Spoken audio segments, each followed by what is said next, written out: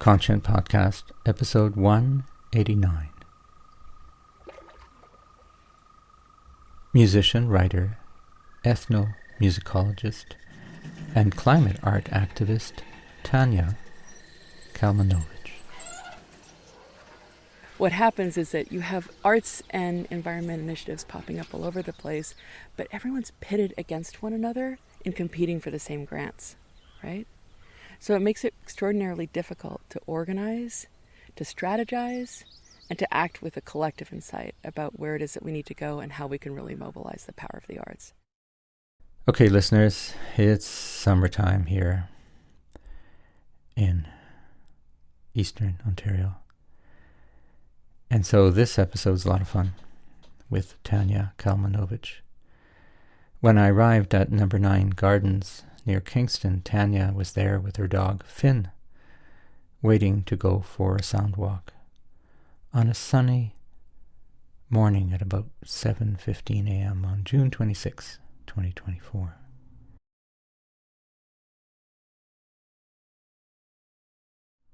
We talked a bit about our previous conversation, which took place in June of 2021 during COVID, episode 53.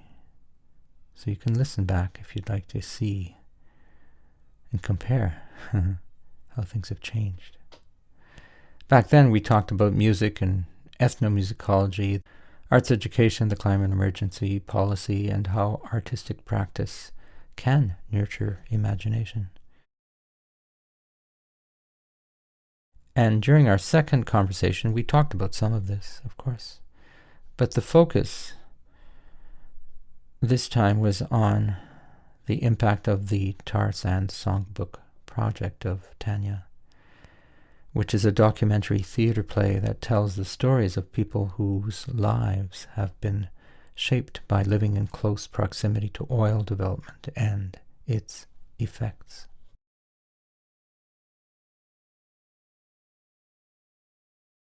And I want to mention that I had the pleasure of seeing Tanya perform the Tar Sands Songbook at Carleton University here in Ottawa. And I want to thank Ellen Waterman for that. And so I wanted to ask Tanya how it went. And in particular, when you tour a show like that, a show about climate change in Alberta, well, how did people react? And she tells us the story. It's fascinating.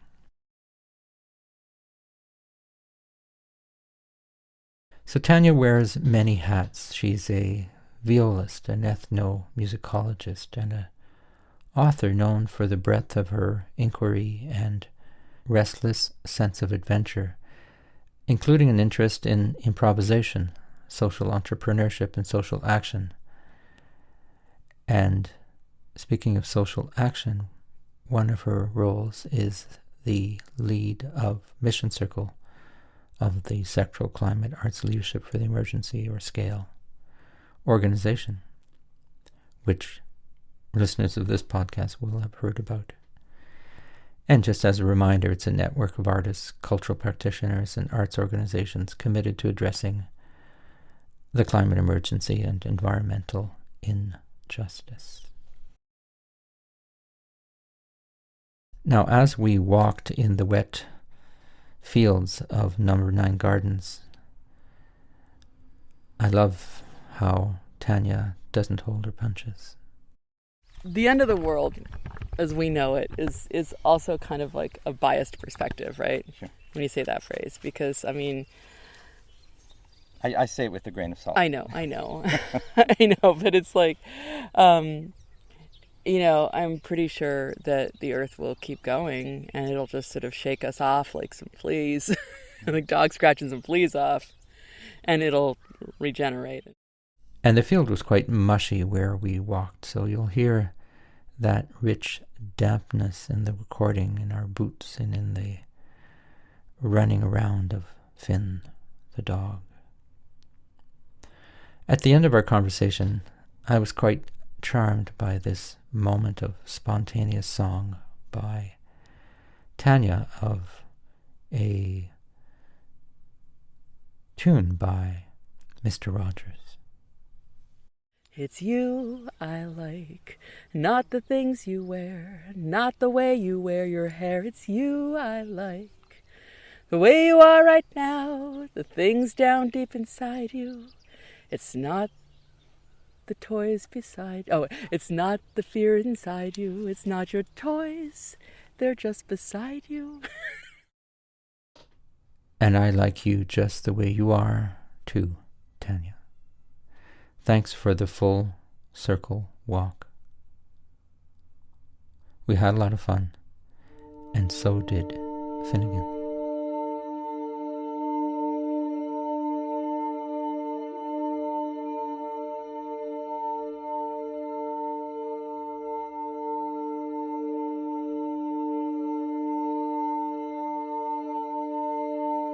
Hey, Finn. Hey, Tanya. Claude. Where are we? We're here at number 9 Gardens. Where are we near? Near Kingston, Ontario. Last time we spoke was episode 53. I'm up to 180 something now. So that was like 3 years ago, and we talked about nurturing imagination and all kinds of things. So, Tanya, welcome back to Conscient, and we're going to go for a kind of quasi sound walk. It's not really a classic sound walk, but we are going to walk in a natural environment here at number 9 Gardens with your dog Finn, who I think will make sound inevitably. And there's some bullfrogs. So where do we start? We've known each other for a while. We've been collaborating. We collaborated on scale, and we've been talking about art and climate for a long time. Maybe I'll remind people that there's a long interview that we did online in 2021, episode 53, that they can go back to. But why don't you introduce yourself again, and maybe with a focus on some of the more recent things, and then we'll get into what you're doing and what you're thinking and all that kind of thing. Well, beyond my name, I never know quite how to introduce myself. To pick and choose what's most relevant, and what seems most relevant changes in every context I'm in. But as you know, my name is Tanya Kalmanovitch. I'm a musician. I play the viola, the violin, also the fiddle, same instrument. Context matters. I am, in terms of like titles and ranks and stuff, I'm an associate professor at the College of Performing Arts at the New School in New York City. And the place I think of as home is Alberta. Alberta and also central Manitoba, specifically the area around Gilbert Plains and Dauphin, where most of my dad's family is from. Ukrainian Canadian communities there. I'm also with Claude, I'm one of the co-founders of Scale, Lissot, and currently still serving as the Mission Circle lead with Scale, where we're working to collect now. We have a group of nearly 1,000 artists and arts workers who have come together to mobilize in response to the climate emergency. We talk about scale quite a bit. I do, in Conscient, because I've had conversations with just about everybody in the Mission Circle and some people. And Scale's an important organization in Canada, and because it didn't exist, and it needed to exist, and it will continue to play an important role. But also there are many other arts and climate activities that are regionally based. This one, for example, here, we're not in Kingston, we're outside of Kingston. I interviewed Andrew Davies, who's the leader of number 9 Environment, Art and Environment. And this is a space where people gather, like you're doing today, for a meeting. And there's yurts, and there's arts activities, and I just know there are so many art and climate activities around the country, and what I try to do is to get people to know them and know each other and that kind of thing.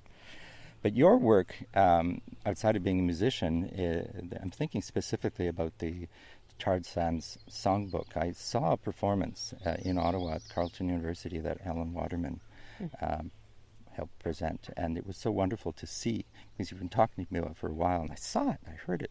I saw the virtuosity of the performance, because it's so involved. You speak, you play, there's synchronized voices from people that you recorded in the field. It's really wonderful. So I'd like to start there, because that's, I think, an important piece in the repertoire, and I know a lot of Albertans have seen the work and in other places in the country. So maybe start at the beginning. What is the project? And we'll start walking a bit, because I like the movement. It's a muddy day here, and but yeah, tell me about the Tar Sands project. Like, if somebody who doesn't know anything about it, what is it about, and how has it unfolded over time? Well, Tar Sands Songbook is a couple of things, but the version of it that you're talking about, Claude, is a 80-minute live solo performance where it's kind of like, you can imagine a combination of storytelling and musical performance with a little bit of a slide deck thrown in with images and voices of people that I met when I started in 2016. Very intentionally going back to the place where I was born, Fort McMurray, Alberta, which is the site of the development of the huge oil reserve and the third largest proven oil reserve in the world, and a place that has the economic engine of Canada. It's also one of the largest and most destructive industrial projects in human history. And I started going back there because, for most of my life, I operated along the terms of a decision I made when I was about 14 years old. So I saw the writing on the wall, the relationship between oil and gas development and global warming. So that was about 1983. And I figured that oil development was going to bring more suffering, death, destruction of. It is. Yeah, they nailed that with that science back in the 60s, 70s, and 80s. That was subsequently covered up. But I figured that I could see two paths. So one led to employment in oil and gas, and in Alberta, nearly everyone that I knew at the time was employed directly or indirectly by oil and gas. And with that, I might also include musicians in the Calgary Philharmonic Orchestra, sites that were really important to me for my artistic development, like the Banff Centre for the Arts, the scholarships that supported my taking my first steps into the pathway of becoming a conservatory-trained musician or going to the Juilliard School. So that all of that was related to oil. But the tool I had in my hand at the time to get out of that was the viola. And so I remember self-consciously saying, I'm going to be a musician because being a professional musician has nothing to do with oil. So that's a very 14-year-old logic. And like child logic, there is a clarity and simplicity to it, but there's also not yet the understanding of the complexity of that question of how do we live in relationship to the forces that destroy us. So then around 46, it took me that long to begin to see how related to oil I am. This is despite the fact that, my stepfather, Ernest, worked in the oil sands all my life. His son, my stepbrother, Philip, was killed in a pipeline explosion. All of the events that marked my life from the very condition of my birth in Fort McMurray are shaped directly by the presence of industry there. So it took me a while to kind of start to piece that together, because the silence that we maintain about these things is deeply, deeply ingrained in us. So anyway, that's going back to my short version of the story. I decided in 2016 to start a series of visits to go back and renegotiate my relationship to the place where I was born. So initially I thought I was going to do a series of compositions, like graphic scores, like John Cage's songbooks. And it took me a little while to realize that what I was doing was storytelling, and then a little while longer, and by a little while I mean a year and 2 years at a time, to realize that what I was doing was a play, and then that what I was doing was a solo, sort of a one-woman show.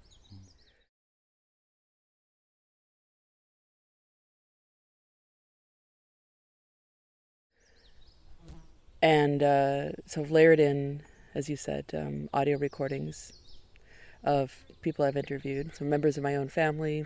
I interviewed a lot of people, not all of them made it into the show, right? But members of my own family, normally my mom, she's there a lot, and elders in Fort Chipewyan. So this is a community downstream or north of the oil operations, where the effects of oil development in Fort McMurray have been particularly devastating in the form of rare cancers, destruction of the social fabric and way of life, many things, destruction of the fishery. Anyway, the interviews that were collected for that were done by Keepers of the Water, a water protector group, and they were collecting traditional knowledge interviews as testimony for hearings for the Teck Frontier Mine, which was going to take the Peace Athabasca Delta, so this extraordinary ecological site, which is a site of an incredible biological diversity. It's a UNESCO World Heritage Site, and just really, really, really, really beautiful, and really, really, really important to people. And they were going to turn it into the largest open pit mine to date. So those interviews that you heard with Alice Rigney and Ray Lattiser are actually traditional knowledge interviews that then would normally get presented in a hearing to the regulator and then entered into an archive or a deposit somewhere and never heard again. And one of the things that I'm kind of proud of about the performance is that whenever we do that, we convene a space where I have to listen again. I want to listen again. We're all listening. And we're all listening together. And something that normally goes through a system, a regulatory system that is supposed to be protecting the public interest, right? But instead has been thoroughly captured by industry.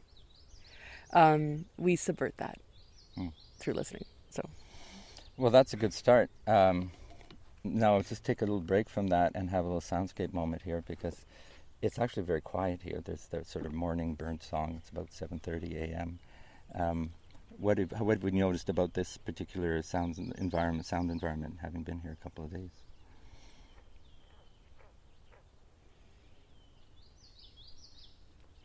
The depth and the variety of animals.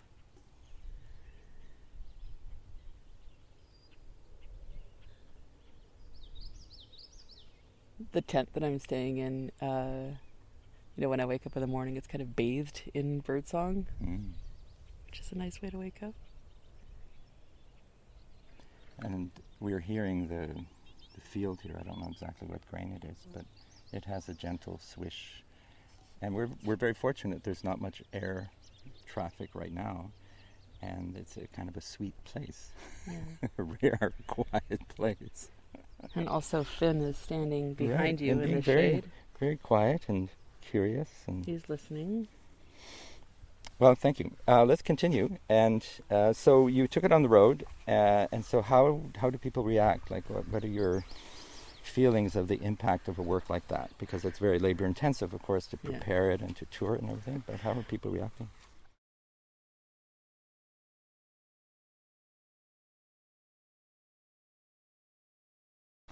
But one of the journeys that I went through from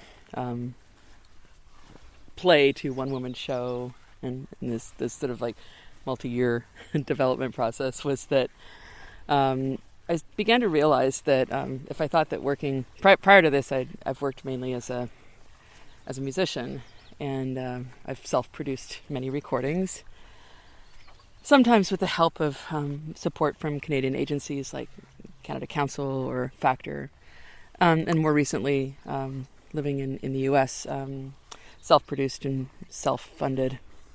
And I'd be like, wow, they just got to raise like $5,000, $6,000, $7,000 to make one of these things. if you're going to take a play and take it to the Edinburgh Fringe Festival, you got to raise 50,000-60,000, right? And so the infrastructure that you need to mobilize in terms of funding, in terms of staff and crew, is substantially larger.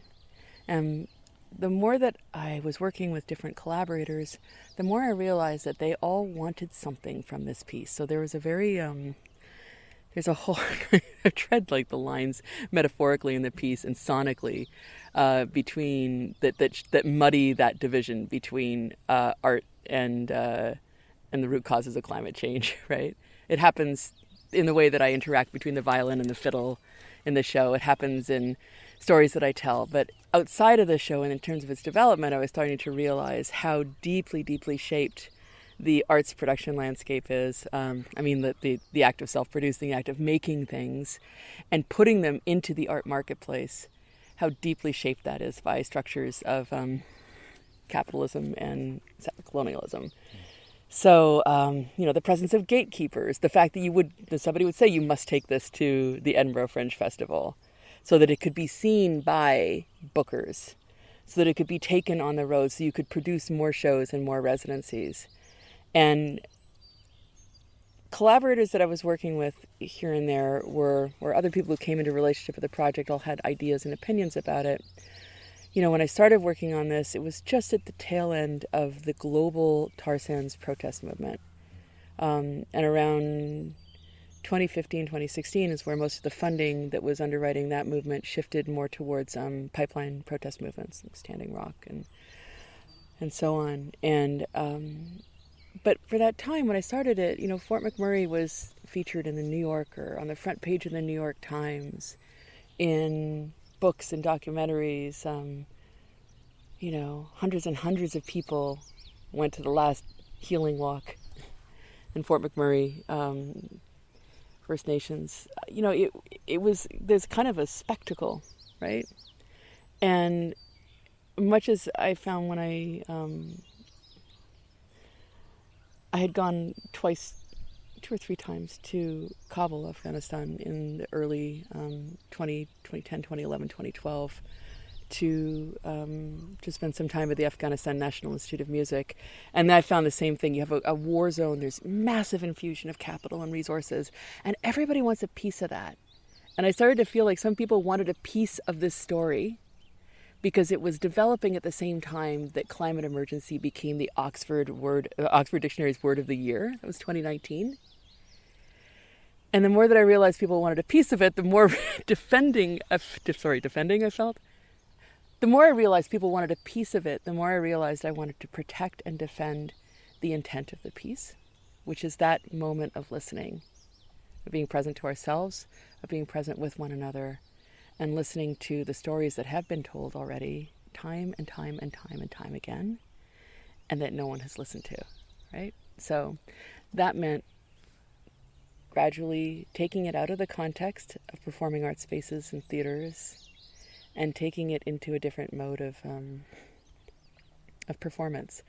So I had a grant from the Canada Council to workshop and pilot a community residency model that I received in early COVID. And because of a number of things, and one of the questions I know you wanted to talk about is what's happened since 2021. Mm-hmm. Well, I think I talked to you 5 months after brain surgery. Mm-hmm. But I also had major knee surgery. A hurricane tore through the town where my mother lived in Florida, and I were to relocate her and her husband, moving my mother to a home in Canada, where east of Toronto, in Whitby, where she could receive the support that she needed, and helping her to settle a new life.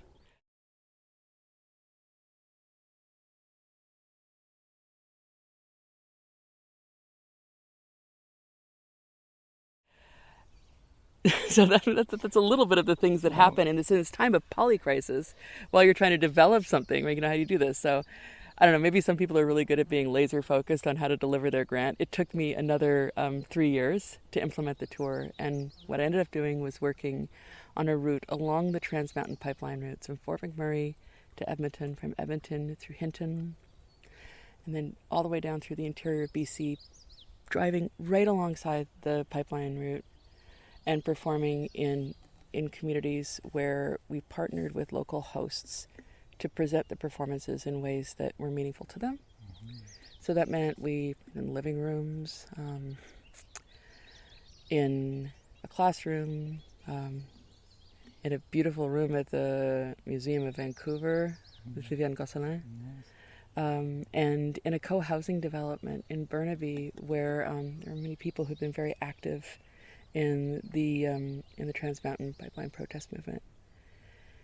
And we ended up at the terminus of the pipeline. So that was, it was really, I don't know how to tell you this, as much as we're standing here in a field in the silence and being, here, like, this was standing and learning to be in the presence of this extraordinary infrastructure, which is very intimidating and humbling, but also kind of fun because you're kind of hunting it. You're starting to learn how to look for the signs. They try to conceal it, but I become expert at citing the little plastic signs that they stick up with the yellow tops.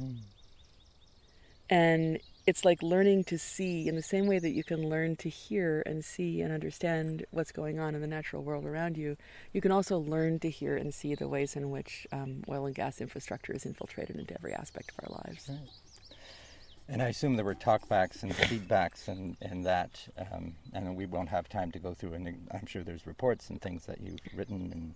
But it's just an example of a work that deals with a difficult issue, right? Especially the employment of people in the region, just sort of working through that, listening to stories from various points of view, including the workers in the field, right? And I think that's a really healthy way to go about it and say there's no absolute truth, but we're all in this together, and it's a mess. It's really a mess. I think that there's two things that I would highlight about this mode of performance that, the artistic production and the performance that are significant for this. One is that I began this project with my own investigation into my relationship to my personal relationship, my intimate personal relationship to Alberta oil. So I'm not starting off by coming in from the outside and saying, like, what are you guys doing? This, I'm coming in by saying, like, hey, I'm involved in this. This is home. And how? And how have I felt about that when I was 14? How did I feel about that at 30? How have I reacted when I was living in Alberta during the height of the most rampant development and seeing the signs of it everywhere? How did I learn to not see that, right? So I start by grounding it in myself, right? Which there's an authenticity in that, and it allows me to acknowledge the indivisibility of anyone I might be speaking with. So as sometimes hard to gain the trust of people around the project because it's so politicized.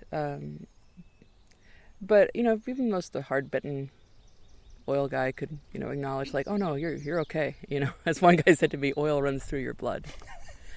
And I know that, right? So oil is a natural, at least at its base, right? And so it is in a way. But it is my history. Right. It is my family history. It's everything that's happened to me in my life has been shaped by that project. So that's one of it, is sort of grounding it, for example, in my own relationship to oil. But I think the bigger feature is grounding it in relationship to place. So instead of taking this to the Edinburgh Fringe Festival, and I apologize to anyone who loves Edinburgh Fringe Festival, but the only reason to go there is to serve a performing arts marketplace that means to getting more performances and hiring more people and more publicists and agents and managers and more infrastructure to create an environment to sell this piece, which eventually will reach the end of its shelf life, and then it no longer has relevance, so we stop booking the piece. So and then what happens? Have to make another piece, which is sort of a capitalist art-making machine system. I first of all declared that this was going to be like the story of my life. So this is the story of my life, so I'm just going to keep doing it in various forms for the rest of my life. But the other thing was like saying, instead of performing it in locations that are chosen because of their ability to anchor the business of touring, I chose locations because of their relationship to oil from Alberta. So going along the pipeline route, everyone has a relationship. I mean, in communities in BC, you know, there were people in the audience. There's a mother with her kids. She brought them there. Who said, like, the pipeline runs through the playground next to our house, right? It's right there. It's in our backyards. There were folks who'd worked in industry in varying capacities who could hear and feel some of their experience related in this. It allows the anchor to place just as the same way that, like, when you're all in a town together, you got all kinds of people with different stories and different ideas, and you all had to kind of coexist because you're all there and you're all getting your coffee at the same place. The relationship to place in this production functions in the same way, to allow people with multiple perspectives, points of view, stories, and identities to align on what connects them.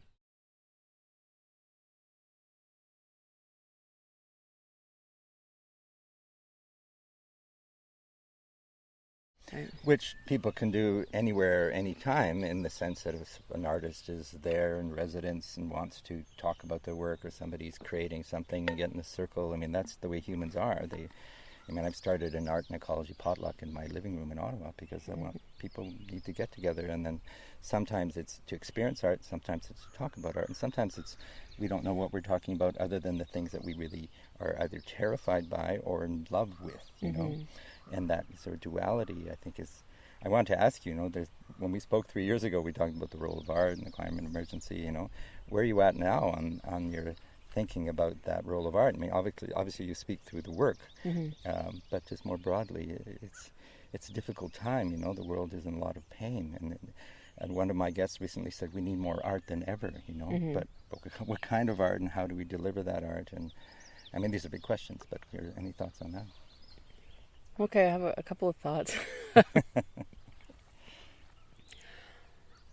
I think it's important to acknowledge the artist in all of us, and to cultivate the creative impulse in everyone. We get caught up in definitions of value as artists about, like, that are hierarchical, that are like, you know, I don't know, if you live in Toronto, you're more important than someone who lives in Edmonton. If you live in New York, you're more, you know, and so on. If you present at the Edinburgh Fringe and you get reviewed in The Guardian, you're more important than your little performance in Hinton that nobody knew about, right? So in that sense of kind of like restoring the right relationship of the creative impulse and artistry into everyone's lives is one sort of like foundational thing that I think needs to happen as a site for you know, all the things that people say, the role of imagination, the ability to work with emotions. You know, I think it's been well documented the values that art has in working with traumatic experience.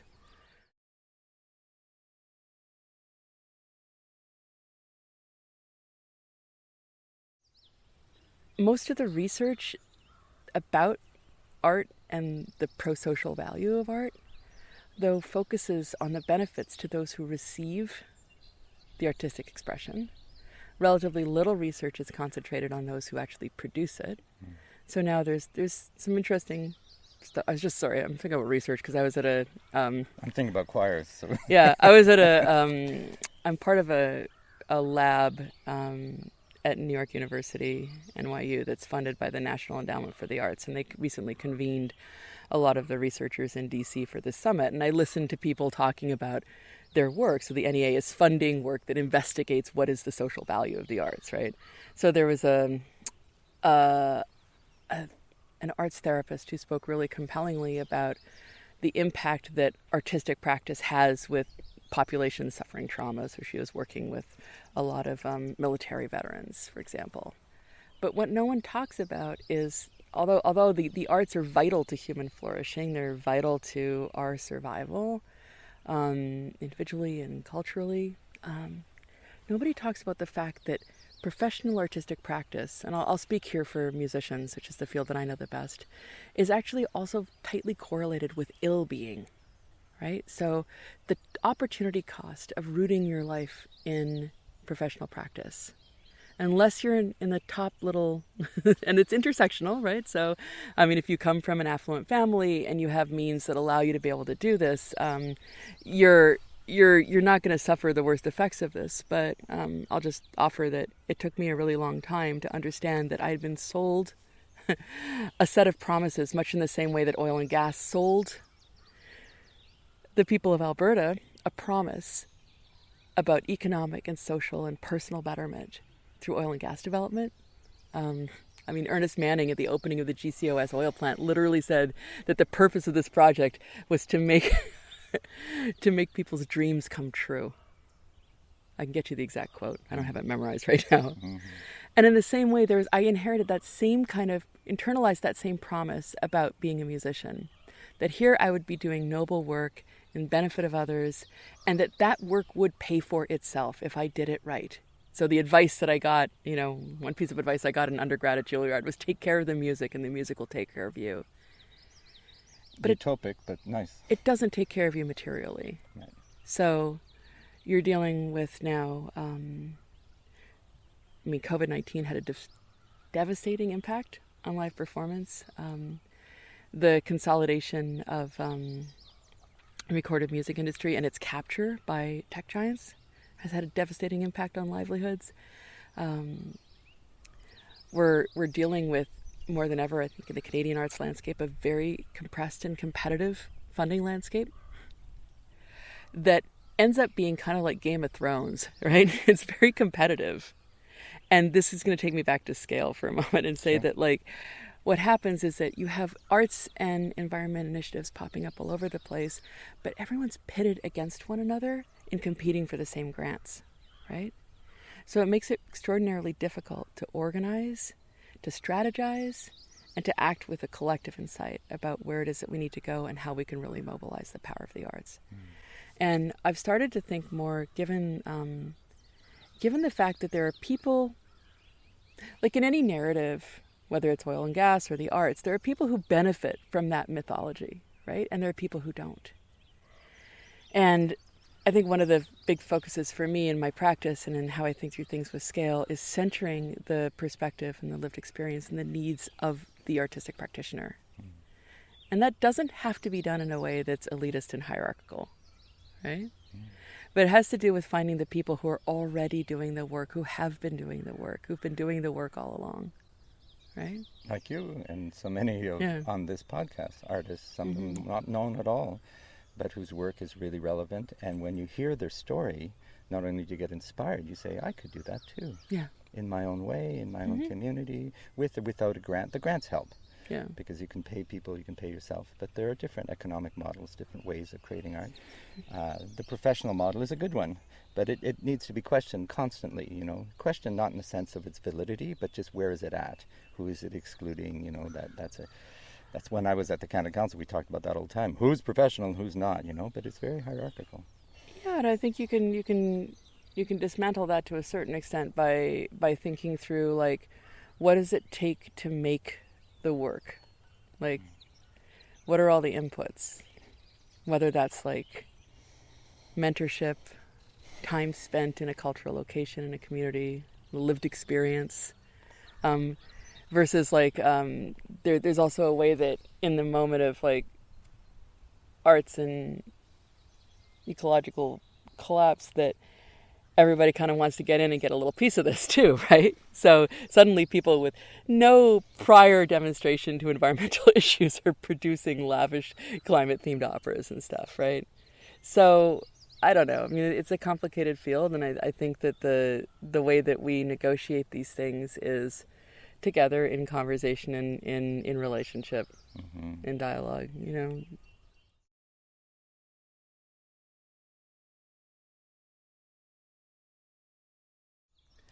Well, speaking of which, we're going to start moving back towards your meeting that's going to reconvene soon. But you covered a lot of the questions I had, Tanya, because I was going to talk about, art and the end of the world as we know it. But you've already talked about that to a certain extent.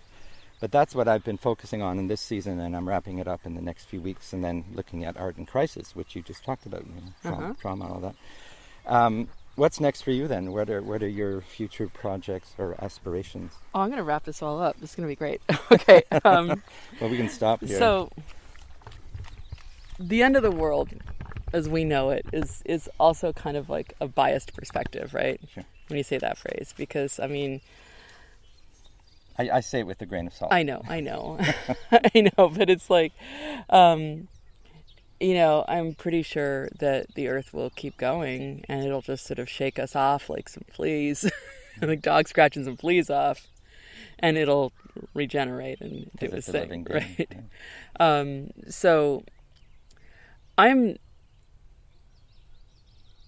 think I'm concerned for myself right now with, first and foremost, attending to my own needs. Mm-hmm. And in a professional landscape that has told me to put my needs aside, to put my body aside, to put everything aside, to right, suffer. Right, to be in pain, to submit to authority and discipline. This summer I'm doing a kind of a detox from my professional identity as a classical musician, which in short just involves like a lot of journaling. Mm-hmm. and saying no intentionally to some things and living on a lot less money, which gives me the perspective and the clarity, I think, to more rightly renegotiate my relationship to performance. I mean, the Tar Sands Songbook tour along the Trans Mountain Pipeline was amazing. It was incredibly important work. I emerged from that more certain than ever of the value of that project, and I also emerged from it $10,000 in debt. Mm-hmm.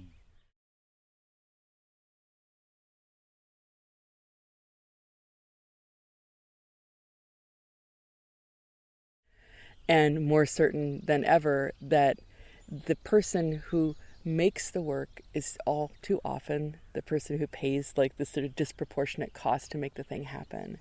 And if I can't do it in a way that centers my well-being, my livelihood, my sustainability, then I won't be around to do much of anything at all.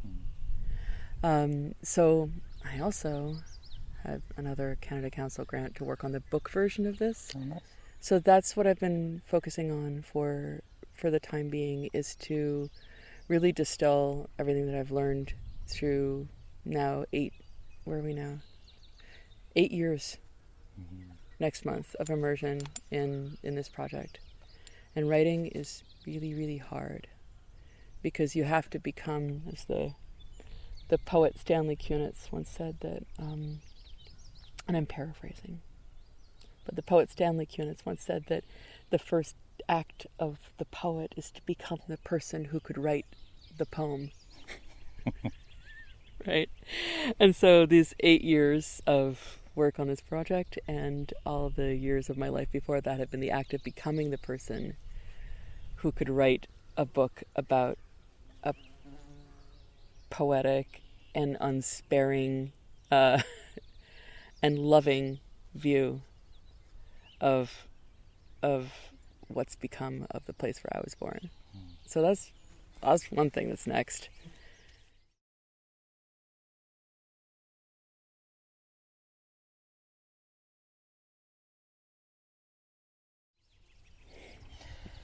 Well, I'm sure there will be many other projects, and your involvement with Scale is also important because it's a national organization, and we'll hear more about that in due time. To be fair to our sound walking here, your dog we gotta get this. Of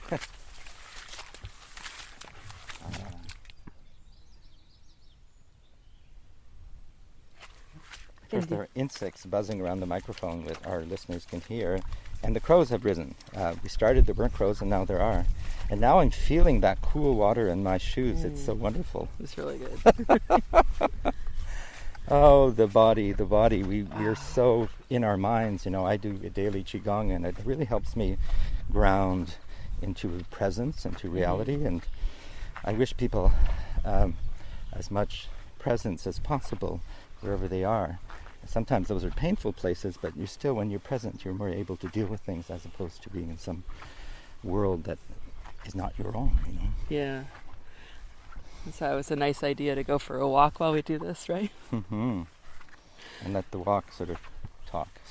Actually, Apple Fitness already had this idea. Oh yeah. You know, they have that. It's actually a really lovely What is it? little show. They have sound walks with interesting celebrities and public figures, and so you can go for a walk with this person, and they just speak.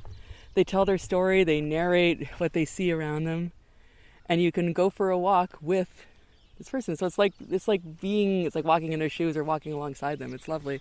Which is what we're doing now. I know. My walk with Tanya Kalmanovitch. Well, I like that. I'm not sure what I'll call this episode because you've said some really interesting things, and I always try to find a little word. Last time it was nurturing imagination or something like that, and we'll see what I call it this time. But it's fun to have you in Canada because I know you've been making a living in the U.S. and you've kind of split your time between the two. I encourage people to, when the book comes out, we can talk about it, because the songbook, the Tar Sands Songbook project, to me is an example of a work, an interdisciplinary work, that tells stories that we need to hear, and in ways that are compelling. And of course, it's hard to tour, as you talked about, and so very few people will see the work. I had the privilege of seeing it, but I think storytelling is a big part of art. And so you've told me the story, why you did it, and okay, people might not experience aesthetically you playing the violin or the viola, but they get the essence of what you were trying to do, and they can sort of imagine, and maybe with bits and pieces, and maybe one day they'll see it again. But what do you think of that sort of fragmented approach to art? You know, we might never see the real thing, but we can still get some benefit from hearing about it, or reading about it, or just anecdotally, the excitement in your voice and the fear in your voice and everything in your voice transmits information. I receive it and I go, oh, I can feel where Tanya is coming from, what she's trying to do. I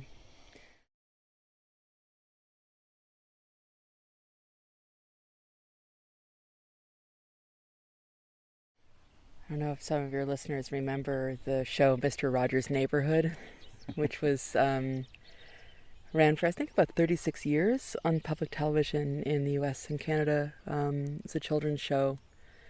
And the creator, Fred Rogers, some people may not know, was actually a composition major in undergrad. And he used musical thinking and musical logic to underpin this children's show. And his main mission was to give children and their caregivers a meaningful expression of care every day. So he would say, I like you just the way you are.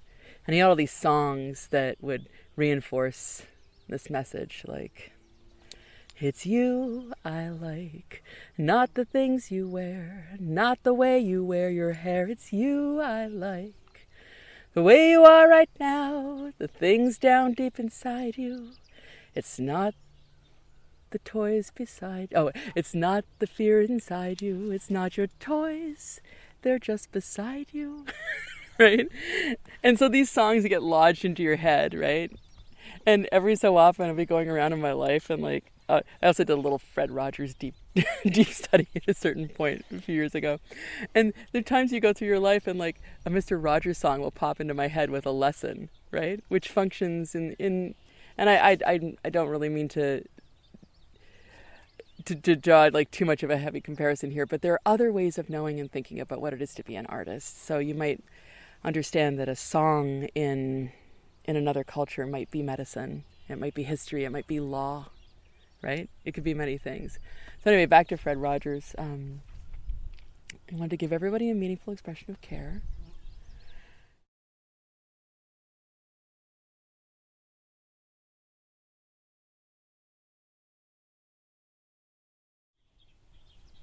And one of the things that he did apart from writing songs was he naturalized musicians into the neighborhood, so into Mr. Rogers' neighborhood, right? So there would be a knock at the door, And in would come, and I don't remember the proprietor of the music store. I'm killing me that I can't remember it right now. But he'd be like, hey, I got somebody really cool coming in to look at guitars. Why don't you come over? So we bring the cameras. Everybody goes over to the music shop, and you get to see, I don't know, like Yo-Yo Ma plays good, doesn't play guitar, he plays the cello, right? But he would bring in musical guests, and he would talk to them and ask them the same questions that he would ask of the children. What do you do when you're angry? How does music help you work with emotions? You'd see him sit down at the piano and play. He'd always play a little bit of tune. He'd sing. He wrote all the songs. Anyway, I often think about that as a model for how we might understand the way that artistic practice meets the world. That it's not about primacy of the work itself, because the work is something that can be owned, right? So that becomes, it's about ownership, it's about exclusion. It's about profit. It's about control, as opposed to just thinking about living the work. And so I love that idea of sort of fragmenting it and people coming into relationship with it in different ways. I'd be amiss not to mention Mr. Dressup here in Canada, who had a similar approach for children. That was very, Worked closely with Fred Rogers. Did they? Yeah, they did. They were peers. Why am I not surprised? And Finn's name actually comes from Mr. Dressup. Finn was my mother's dog. And Casey and Finnegan in the show. Let's get that bug off of you, bud. Yeah, we just got a deer fly off of him. But Finnegan, the dog, is Finn's namesake. Well, that I would call a full circle. There, we did it. Thank you, Tanya. You're welcome.